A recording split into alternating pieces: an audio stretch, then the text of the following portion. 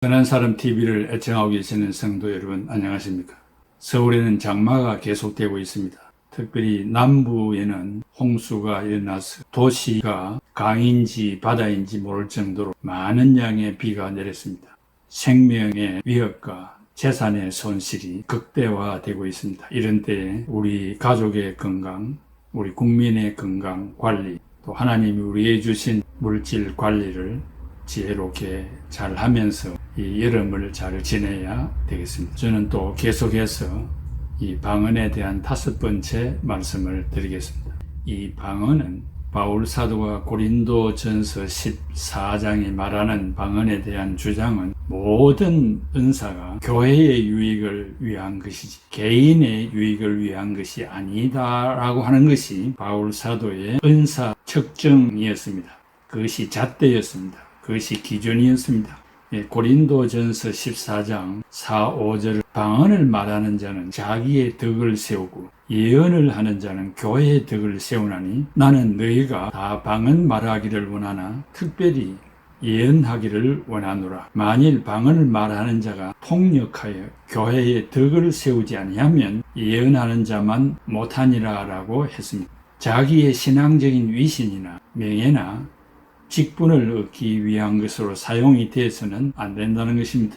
여기에 또한 4, 5절에 너희가 다 방언 말하기를 원하나 라고 하는 이 말은 이 방언은 tongues, 외국어 방언을 말합니다. 방언을 하려면 외국에서 온 사람들에게 그 나라의 말을 해서 복음을 전하라는 것이고 하나님을 향한 기도의 정신을 장려하는 것이지 unknown tongues, 알아들을 수 없는 말, 방언을 장려하는 것은 아니다 하는 것을 확신하면 좋겠습니다. 둘째는 기독교 종말론, 크리스찬 에스카탈로지, 이 종말론과 프로페시, 예언에 대한 말씀을 바울이 말하고 있습니다. 고린도 교회 안에 부자들과 여자 사제들이 자기의 사회적인 힘과 부를 지탱하려고 하는 방법으로 교회를 사회화하려는 경향이 있었습니다. 이성적인 사회로 끌어내려 했습니다. 내가 직장에서 사회에서 존경받는 것처럼 교회에서도 존경받아야 되고 교회에서 존경받는 것처럼 사회에서도 존경받으려고 교회를 사회화하려고 노력을 했습니다. 그런데 반면 그 바울은 기독교 종말론을 그들에게 강론하고 선포해서 비사회화하려고 노력을 했습니다. 교회는 사회와 다릅니다. 사회는 윤리, 도덕, 이성으로 판단하여 정치하는 곳이지만 교회는 엄연한 1.1획도 틀림이 없고 정황무한 하나님의 말씀의 표준이 있기 때문에 사회화하는 것은 있을 수 없다고 생각했습니다. 바울은 예수님이 곧 재림하실 것인데 재림, 마라나타라는 말은 주여 오시옵소서, come O Lord, 주여 오시옵소서의 그 신앙을 주입을 시켜서 너희가 사회에서 얻는 만족, 그것으로서 다 됐다고 생각하지 말고 미래를 내다보고 신앙을 준비하도록 설득을 하였습니다. 고린도전서 1장 8절에서 9절에 주께서 너희를 우리 주 예수 그리스도의 날에 책망할 것이 없는 자로 끝까지 견고하게 하시리라. 너희를 불러 그의 아들 예수 그리스도 우리 주와 더불어 교제하게 하시는 하나님은 미쁘시도다 라고 했습니다. 바울은 그리스도의 재림을 표현하기 위해서 3가지 특별한 단어를 사용을 했습니다. 파루시아, 헬라말로 파루시아, 영어는 coming, 임재, 현존을 말합니다. 특별히 지역의 왕이나 군주가 도착했을 때 사용했던 단어가 파루시아입니다. 성경에서 파루시아를 사용한 그 의미는 예수 그리스도의 부활과 예수 믿고 죽은 자의 부활과 악인들을 심판하기 위해서 왕 중의 왕으로서 영광과 능력으로 개인에게 왕처럼 오실 때 사용된 말입니다. 두 번째는 아포칼립시스, 이것은 밝히다, 드러내다 라는 말입니다. 그리스도가 재림하실 때에 그리스도는 하나님 보좌 우편에 만왕의 왕으로서 영광과 권능을 이 세상에 드러내실 때 사용되는 말입니다. 셋째는 에피파네이아, appearance인데 나타내다라는 말입니다. 그리스도가 재림하실 때 어떤 비밀도 없을 것이고 어떤 일도 감출 수 없을 것입니다. 오히려 우리의 위대하신 왕이시오 구세주이신 예수님께서 영광스러운 모습으로 나타내시는 일이 있을 것인데 우리 구주 예수 그리스도의 영광이 그때 나타나게 될 것입니다. 그래서 바울은 이 세상이 영원하지 않기 때문에 세상의 것들을 사용하는 자들은 더 이상 충분히 사용하지 못할 때가 온다고 강조하고 있습니다. 그래서 바울은 고린도 교회 핵심자들이 이 세상에서 경험한 종말론과 다가올 종말론 사이에서 균형을 잃지 말아야 할 것을 강조하고 있습니다. 바울은 그들은 이미 메시아 왕국에 있을 뿐 아니라 장차 올 왕국을 기다려야 한다고 강조하고 있습니다. 골로새서 1장 13절에 그가 우리를 흑암의 권세에서 건져내사 그의 사랑의 나라로 옮기셨으니 고린도전서 15장 50절에 형제들아 내가 이것을 말하노니 혈과 육은 하나님 나라를 유업으로 받을 수 없고 또한 썩는 것은 썩지 아니할 것을 유업으로 받지 못하나니라 라고 했어요. 그래서 이런 종말론적 선포를 통해서 바울은 그레코 로만 사회와 문화의 영향을 받은 힘있는 부자들과 여자 사제들의 편견과 생각을 깨뜨리고 뒤집어 버리려고 시도를 했던 것입니다. 다른 한편으로는 바울은 그리스도의 재림을 기다리는 고린도 교회 공동체에게 하나님의 왕국의 새 사회 질서를 확립하려고 애를 썼습니다. 바울은 그리스도가 재림하실 때까지 고린도 교회 회심자들은 주술적인 사회에 물들지 말고 새로운 피조물로서 계속해서 새로워져 가야 함을 강조했습니다. 세 번째는 그리스도인의 자유, 크리스찬 프리덤과 예언, 프로페시에 대해서 강조합니다. 바울은 회심자들이 누려야 할 자유에 대해서 언급합니다. 오늘 우리는 죄로부터의 자유, 율법으로부터의 자유, 사망으로부터의 자유, 행동의 자유, 정치적인 자유, 신분의 자유, 신앙의 자유, 심판에서의 자유, 사탄에서의 자유, 두려움에서의 자유, 죄의 포로에서의 자유를 얻은 사람들입니다. 이런 것에서 자유케 하는 것은 진리와 성령과 예수 그리스도에 의해서 성취된다고 말하고 있습니다. 죄인들의 구원을 위한 하나님의 능력에 초점을 맞추고 있습니다. 유명한 웰본은 1987년도에 쓴 책에서 고린도 교회의 운명은 죄에서 자유를 얻을 수 있는 십자가의 말씀에 전적으로 달려 있다고 강조했습니다. 바울은 영적인 아버지로서 고린도 교회 성도들 특히 힘있는 부자들과 여자 사제들에게 십자가의 진리를 가르치기를 원했습니다. 그와 동시에 바울은 그리스도를 보내셔서 우리를 죄에서 자유롭게 하신 하나님 아버지에게 충성하도록 격려하고 있습니다. 패시라는 신학자는 1983년도 자기가 쓴 글에서 바울은 세상이 정치적이고 사회적이며 권력과는 반대되는 것, 즉 떨림과 고통과 어리석음과 약함과 가난함의 모습으로 고린도 교회 성도들에게 호소하고 있습니다. 사실 그대로 바울은 힘있는 부자들에게 자기 자신을 종된 지도자로 말하고 있습니다. 고린도전서 9장 19절에 내가 모든 사람에게 자유로우나 스스로 모든 사람에게 종이 된 것은 더 많은 사람을 얻고자 함이라고 했습니다. 고린도전서 8장 13절에 그러므로 만일 음식이 내 형제를 실족하게 한다면 나는 영원히 고기를 먹지 아니하여 형제를 실족하지 않게 하리라고 했습니다. 바울은 고린도 교회 성도들의 공동선을 위하고 힘있는 부자들의 공동선을 위한다면 우리에게 주어진 자유를 제한해야 한다고 강조합니다. 바울은 방언의 문제를 해결하려고 하다가 한 사람이라도 상처를 받지 않도록 하기 위하여 세심한 주의를 기울이고 있습니다. 목회자들이 목회 전반에 걸쳐서 양떼죽의 한 생명이라도 나로 인하여 실족한다면 책임을 져야 할 것입니다. 고린도전서 6장 12절에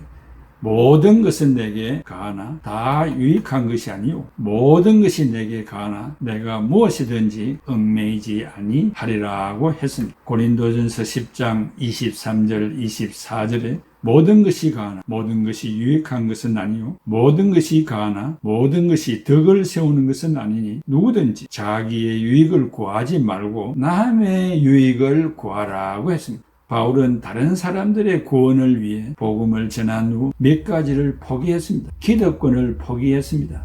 우리는 given authority, 주어진 권리와 earned authority, 획득된 권리가 있습니다. 바울은 가말리엘 문화에서 공부한 것과 8일 만에 할례를 받았고 이스라엘 족속이요, 베냐민 지파요, 히브리인 중에 히브리인이요, 율법으로는 바리새인이요, 모든 엄청난 주어진 권리를 가지고 있습니다. 이것은 우리에게 적용하면 목사, 장로, 집사, 권사, 성도라는 하나님으로부터 주어진 권리를 말합니다. 목사직에 충성하기 위하여 인간으로부터 얻어진 어떤 단체로부터 얻어진 각종 권리를 포기해야 한다는 것입니다. 하나님으로부터 받은 그 권리의 기중성을 우선권을 두어야 한다는 것입니다. 혹간 보면은 주어진 권리보다 이 땅에서 얻은 권리를 더 귀중하게 여기고 그 호칭을 부르기를 원하고 거기에 시간과 금전을 낭비하는 경향들을 보는데 그것은 바로 타락의 시작이라고 할 수 있습니다. 두 번째로 바울은 생활비 받는 권리를 포기했습니다. 바울은 천막을 만들어 팔면서 전도했습니다. 일하는 손은 먹을 권리가 있지만 이방 사도의 사역이 밥을 얻어먹기 위해서 이런 일을 한다. 오해를 불식시키기 위해서 자비량으로 일을 했습니다. 교회로부터 주어진 생활비, 사례금에 적고 많음에 상관없이 감사해야 했습니다. 바울은 또 결혼을 포기했습니다. 인간으로서 누려야 할 최대의 행복을 포기했습니다. 결혼을 반대하는 것은 아닙니다. 실상은 오늘은 이곳, 내일은 저곳으로 다니기 때문에 안정된 생활을 할 수가 없었습니다. 결국 젊음을 다 보내고 결혼을 포기할 수밖에 없었습니다. 마태복음 19장 12절에 스스로 고자 된 자가 되었던 것입니다. 니체는 공개받을 권리를 포기했습니다. 수고의 대가를 받는 것은 당연합니다. 양을 키우는데 젖을 짜서 먹는 것은 당연합니다. 농사를 지어서 쌀을 먹는 것이 당연하지 않습니까? 러시아 정교회가 망한 이유는 성직자들의 80%가 부동산을 소유하는 부자였습니다. 한국교회도 아파트 없는 목사가 없을 정도로 다수가 넉넉한 삶을 살고 있으며 고급 승용차를 타고 다니기 때문에 옛날에는 처녀들이 이발사 다음으로 목사의 순위가 뒤떨어져 있어서 목사하고는 결혼하지 아니하려고 했던 때가 있었습니다. 그러나 지금은 정반대의 입장이라 할 수 있습니다. 목사가 돈을 너무 좋아한다는 말을 듣습니다. 해마다 봉급을 올리려고 회계 장로와 집사를 불러 정치를 한다는 또 소문도 나 있습니다. 이런 것을 삼가 조심해야 할 것입니다. 고린도전서 9장 15절에 그러나 내가 이것을 하나도 쓰지 아니하였고 이런 권리를 하나도 바울은 사용하지 아니했습니다. 다섯 번째로 바울은 항상 을이 되었습니다. 갑이 될 수 있고 스승이 될 수 있습니다만 을을 자청했습니다. 고린도전서 9장 19절에서 23절에 자기는 종이 되었고 유대인과 같이 되었고 율법 아래 있는 자 같이 되었고 율법 없는 자 같이 되었고 약한 자와 같이 된 것은 그들을 얻고자 함이었다고 했습니다. 여섯 번째는 혈기를 포기했습니다. 출애굽기 3장 5절에 하나님이 이르시되 이리로 가까이 오지 말라. 네가 선 곳은 거룩한 땅이 네 발에서 신을 벗으라고 했습니다. 모세는 이스라엘을 인도하면서 막말이나 혈기와 인간적인 수단과 방법을 사용하지 않았습니다. 그런데 지금 노예 총회 시에 혈기를 부리고 고성으로 소란하게 하고 심지어 욕설을 하고 음해하고 사실 확인도 없이 공개적으로 발언을 하는 경우들을 보게 됩니다. 과연 누구를 위하여 그렇게 하는 것입니까? 나아가 당회원 간에 성도들 간에 신학교 교수들 간에 고소 고발을 합니다. 누구를 위한 일입니까? 마태복음 26장 51절에서 52절에 예수와 함께 있던 자 중에 하나가 손을 펴 칼을 빼어 대제사장의 종을 쳐 그 귀를 떨어뜨리니 이에 예수께서 이르시되 네 칼을 도로 칼집에 꽂으라. 칼을 가지는 자는 다 칼로 망하나니라 라고 말씀했습니다. 베드로는 예수님의 생명을 보호하기 위하여 칼을 뽑았습니다. 우리는 누구를 위해서 칼을 사용합니까? 일곱 번째로 나를 쳐서 복종시켰습니다. I buffet my body. 목회는 자신과의 싸움입니다. 나에 대해서 너무 관용하지 말고 스스로 복종시키는 일에 최선을 다해야 할 것입니다. 그래서 바울은 날마다 죽는다고 고백했습니다. 고린도전서 9장 12절에서 18절에 다른 이들도 너에게 이런 권리를 가졌거든 하물며 우리가 보냐. 그러나 우리가 이 권리를 쓰지 아니하고 범사에 참는 것은 그리스도의 복음에 아무 장애가 없게 하려 함이로다. 성전의 일을 하는 이들은 성전에서 나는 것을 먹으며 제단에서 섬기는 이들은 제단과 함께 나누는 것을 너희가 알지 못하느냐. 이와 같이 주께서도 복음 전하는 자들이 복음으로 말미암아 살리라 명하셨나니라. 그러나 내가 이것을 하나도 쓰지 아니하였고 또 이 말을 쓰는 것은 내게 이같이 하여 달라는 것이 아니라 내가 차라리 죽을지언정 누구든지 내 자랑하는 것을 헛된 대로 돌리지 못하게 하리라. 만일 복음을 전하지 아니하면 내게 화가 있을 것이미로다. 내가 내 자의로 이것을 행하면 상을 얻으려니와 내가 자의로 아니한다 할지라도 나는 사명을 받았노라. 그런즉 내 상이 무엇이냐? 내가 복음을 전할 때 값없이 전하고 복음으로 말미암아 내게 있는 권리를 다 쓰지 아니하는 것이로다라고 했습니다. 간추려 보면 바울의 강조점은 그리스도인들은 그리스도의 십자가 보혈을 통하여 죄의 멍에서 자유를 얻었습니다. 그러나 다른 사람들의 구원을 위해 그리스도인들의 자유는 제한되거나 포기되어야 한다는 것입니다. 이 자유는 채무자로서 갚을 능력이 없는 상태에서 노예로 살고 있는 상태인데 예수님께서 내 대신 죄의 값을 대신 치루어 주시고 죄의 빚을 갚아주시고 빚에서 해방을 주셨습니다. 이것이 자유, 프리덤입니다. 바울은 고린도 교회 안에 있는 부자들과 여자 사제들을 구원하기 위하여 자기의 주어진 특권을 포기하였습니다. 교회 안에 아무리 비성경적인 처사가 있다고 해도 주어진 교권으로 처리하지 말고 사랑과 불쌍히 여김으로 은혜 중심으로 처리해야 할 것입니다. 이러한 바울의 정신이 인격화되었기 때문에 고린도 교회에 난장판이 나고 분파가 일어나고 수많은 문제점들이 일어났지만은 끝까지 인내하면서 하나님 앞에 기도하며 그 하나님이 주신 신앙적인 정신으로 수모와 수치와 억울함을 꿀꺽꿀꺽 삼키면서 그네들을 호응하고 안아주고 격려하면서 이 방언의 문제를 해결하려고 노력했다는 이 정신을 먼저 이해하시기를 바랍니다. 이제 우리 찬송가 한 장을 감상하겠습니다. 감사합니다.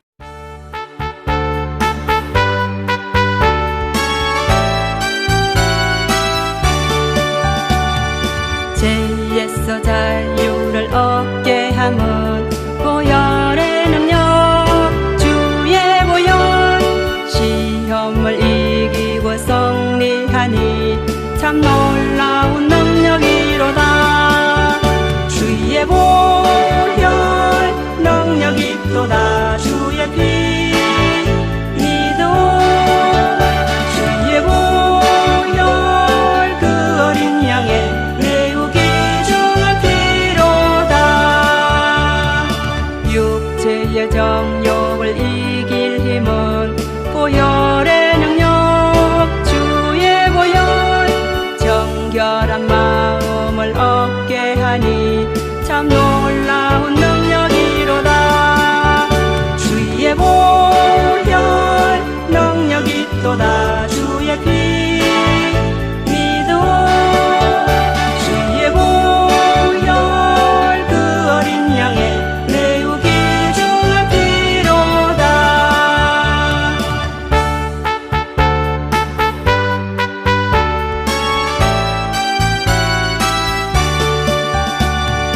눈보다 더 희게 맑히는 것 보혈의 능력 주의 보혈 부정한 모든 것 맑히시니 참 놀라운 능력이로다. 주의 보혈 능력이 또다. 주의 피 믿어 주의 보혈 그 어린 양의 매우 귀중한 피로다. 구주의 복음을 전할 제목 보혈의 능력 주의 보혈 날마다 나에게 찬송 주니 참